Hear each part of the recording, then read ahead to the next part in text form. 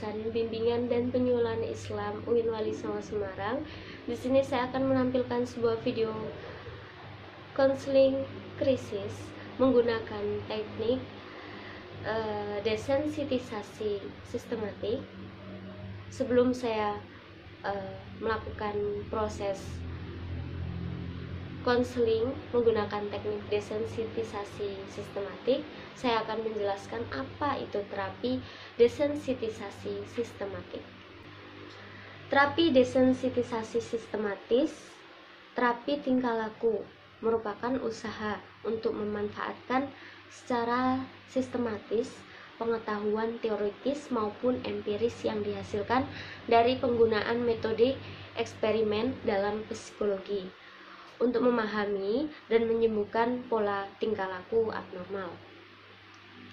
Prinsip utama terapi tingkah laku adalah ikatan antara stimulus tertentu dengan respon cemas dapat diperlemah dengan usaha yang simultan sehingga respon cemasnya hilang.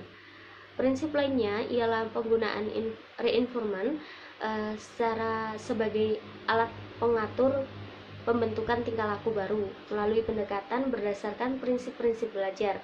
Maka klien dapat dikatakan sembuh apabila sudah mampu merespon terhadap stimulus yang dihadapinya tanpa menimbulkan masalah baru, atau apabila terbentuk pola baru yang serasi dengan lingkungan hidupnya. Desensitisasi dalam kamus psikologi memiliki arti mengurangi reaktivitas, pengurangan kepekaan emosional berkaitan dengan cacat emosional atau cacat mental disebabkan oleh masalah sosial. Setelah mendapatkan penyuluhan, desensitisasi sistematis adalah suatu proses gradual, yaitu usaha untuk memperkenalkan secara bertahap stimulus atau situasi-situasi yang menimbulkan ketakutan. Klien belajar untuk secara progresif menghadapi stimuli yang semakin mengganggu sementara mereka tetap rileks. Sekitar 10-20 stimuli diatur dalam ukuran hierarki. Hierarki rasa takut adalah daftar kejadian-kejadian pemunculan rasa takut yang disusun secara berurutan dari yang paling kecil memunculkan rasa takut hingga yang paling besar.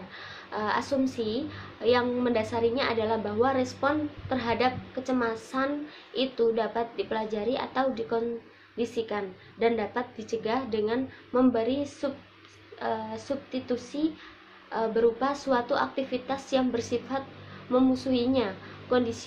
Kondisi yang diasumsikan terjadi sebagai hasil dari pengalaman-pengalaman masa lalu yang tidak menyenangkan dan tidak menguntungkannya. Situasi di mana refleks tulang belakang dapat dikurangi atau dihambat dengan diawali suatu refleks antagonis secara simultan.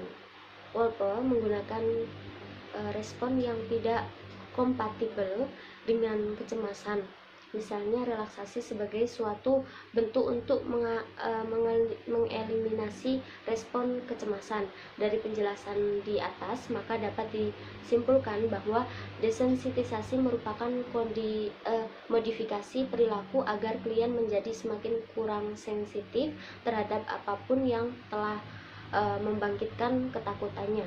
Sistematik berarti terapis hanya akan beralih ke tingkat berikutnya setelah menyelesaikan desensitisasi di salah satu tingkat kecemasan. Memiliki fobia dengan tikus. Sekarang coba Mbak Arum pejamkan mata, lalu tarik nafas terlebih dahulu, tahan, hembuskan.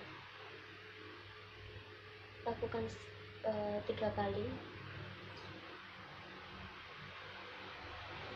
Coba bayangkan ada tikus yang mendekati Mbak Arum. Bagaimana perasaan Mbak Arum? Rasanya takut, saya ingin lari. Coba Mbak Arum tenangkan diri terlebih dahulu. Tetap bayangkan ada tikus di dekat Mbak Arum, lalu tarik nafas, tahan, hembuskan. Lakukan 3 kali.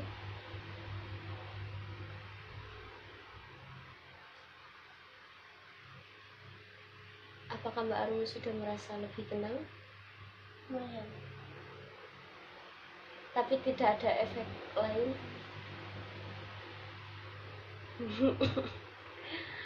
Sekarang tarik nafas lagi, tahan, hembuskan, lakukan 3 kali.